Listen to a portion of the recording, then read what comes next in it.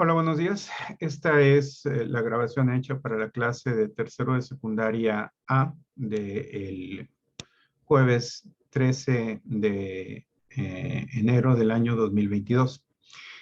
Las indicaciones de lo que van a hacer en clase se las voy a dar ahorita y la explicación del tema. Déjenme, les comparto por aquí. Este es el tema que vamos a ver. Estamos hablando páginas 134, 135 del libro de texto que estamos usando. Ya vamos a entrar un poquito más en detalle lo que es propiamente los que son los eventos revolucionarios. En la etapa anterior, digo, en las clases anteriores, lo que estuvimos viendo fue una generalidad, o sea, cosas muy dispersas. Aquí vamos a entrar un poquito más en detalle de qué fueron estos diferentes procesos. Vámonos concretamente a lo que es el villismo y el zapatismo. Bien, como les he dicho en varias ocasiones, cuando nosotros hablamos de la época de la revolución, tendemos a fijarnos en las figuras que son más relevantes para nosotros, en las que son más llamativas, que son las figuras de Villa Zapata. Efectivamente, ambos dejaron un recuerdo, bastante importante de sus acciones en el imaginario popular. O sea, la gente lo recuerda, la gente sabe quiénes fueron, la gente los tiene ellos en la imagen.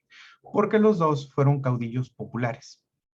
Tanto Zapata como Villa era gente auténticamente salida del pueblo. Al extremo de que Villa, por ejemplo, cuando empezó todo el proceso revolucionario, pues era analfabeta, no sabía leer y escribir. Él va a aprender a leer durante la revolución un tiempo que está en la cárcel, cuando Madero sea presidente. Entonces es cuando va a aprender a leer. Zapata sí era un poquito más educado, un poquito más letrado. Había sido un campesino, un ranchero, no rico, pero pues tampoco era de los más pobres. Tenía su posición económica antes de la revolución. Por eso los del pueblo, de su pueblo de Anenecuilco, pues lo veían a él como un líder. Entonces ambos van a encarnar estos movimientos populares que van a significar pues el sentimiento más profundo del pueblo. El problema que van a tener después, si bien van a ser grandes líderes que van a ser muy seguidos, es la organización de su movimiento. La organización del movimiento no, estábamos hablando sobre todo en el aspecto militar, pues no estuvo a la altura de las circunstancias. La verdad es que pues los carrancistas se pudieron organizar mejor, tuvieron mejores jefes militares y pues terminaron ganando la guerra.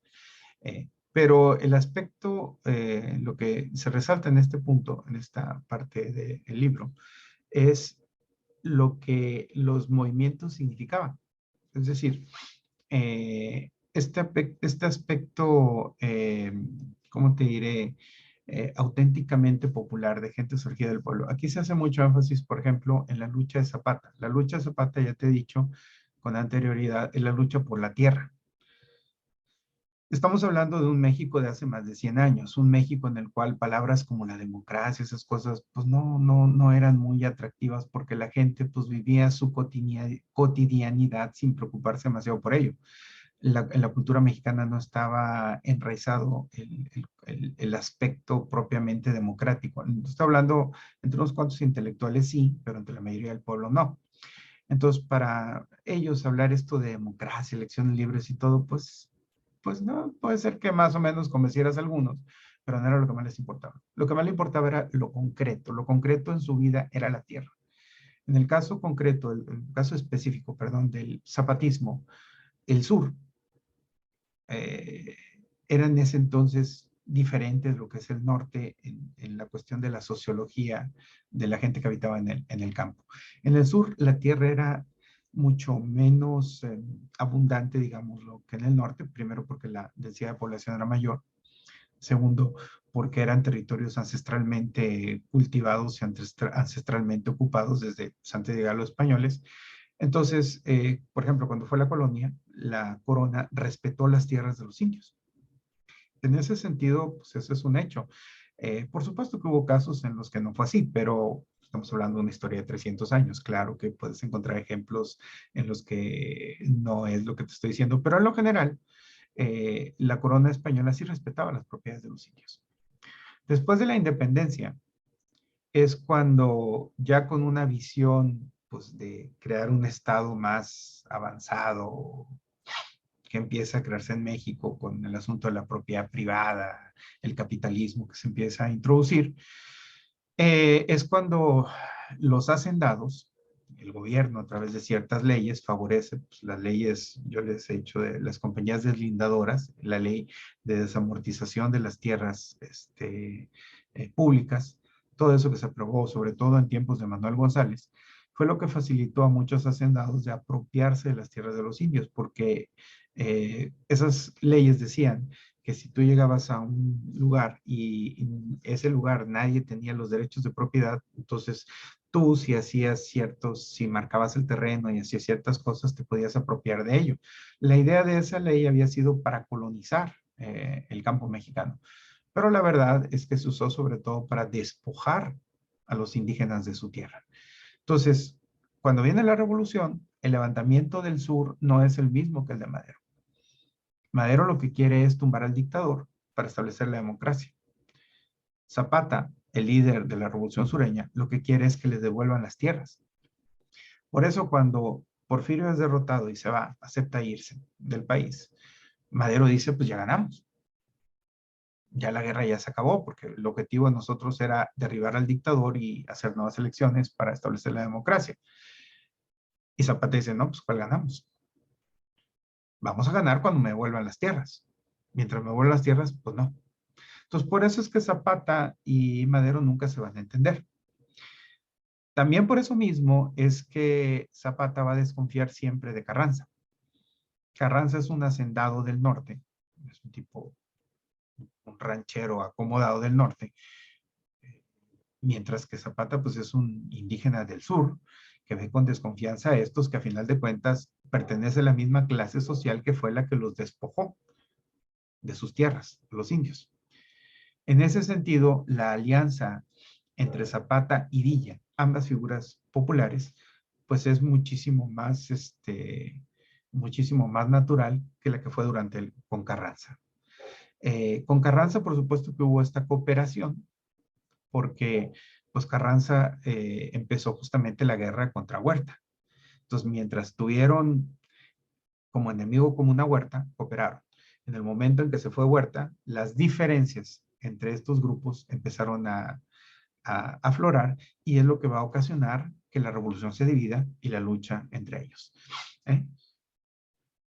Carranza, por otro lado, pues lidera un movimiento que tiene evidentemente algo de bases populares, no podía ser de otra manera en un México donde el 90% de la gente pues, era campesina, pero sobre todo es un movimiento clase mediero, digamos, es un movimiento en términos marxistas, que no soy muy afín al marxismo, pero pues da palabras para identificar esto, lo que dirías tú, pequeños burgueses, es decir, gente de clases medias de posición económica un poquito más avanzada.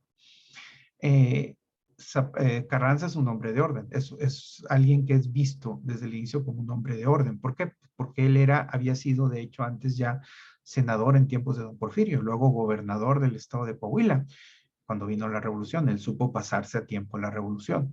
Entonces es visto como un líder moderado, un líder de orden, que lo que quiere imponer es justamente eso. Irónicamente, este líder moderado de orden es el que va a hacer la revolución hasta cierto punto más radical, que es justamente el plan de Guadalupe. Porque el plan de Guadalupe, a diferencia del plan de San Luis, lo que propone es la destrucción del Estado porfirista. Te digo, el plan de San Luis, el que emitió Madero en su momento, lo que quería era sencillamente que se fuera Díaz para hacer nuevas elecciones y establecer la democracia. El plan de Guadalupe dice, no, eso no funciona. El dictador se fue, pero las instituciones que él dejó siguen estando aquí. Y son las que traicionaron y ocasionaron la muerte de Madero, empezando por el ejército, pero también la Suprema Corte y el Congreso porfirista, además del gobierno, evidentemente, la burocracia, todo eso, todo debe desaparecer para empezar otra vez de cero. Y eso es lo que va a hacer justamente la revolución carrancista, la revolución llamada constitucionalista que comienza en 1913. Al principio te digo, Zapata y Villa colaboran con esa revolución porque tienen un enemigo común, que es Huerta, y como se dice ahí, el enemigo de mi enemigo, pues es mi amigo. Entonces, Colaboran los tres grupos, derrotan al huertismo, que es el último coletazo del Estado porfirista, destruyen el Estado porfirista, pero luego va a venir justamente la lucha entre ellos. Hay un intento previo de ponerse de acuerdo para intentar evitar que hubiera la revolución, la división de la revolución y la guerra, que es la Convención de Aguascalientes.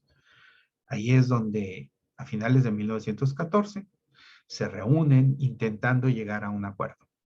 Ese acuerdo no es posible porque, te digo, de base los movimientos eran muy diferentes. Buscaban objetivos diferentes.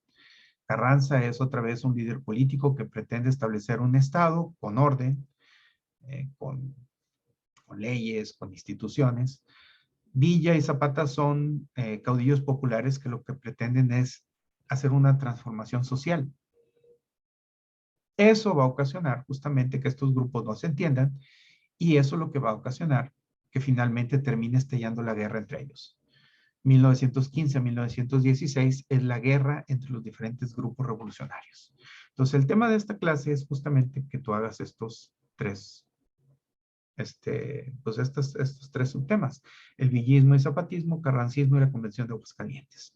Vas a hacer un resumen de estas dos páginas con los eventos principales y los personajes principales que, como te diré, se mencionan.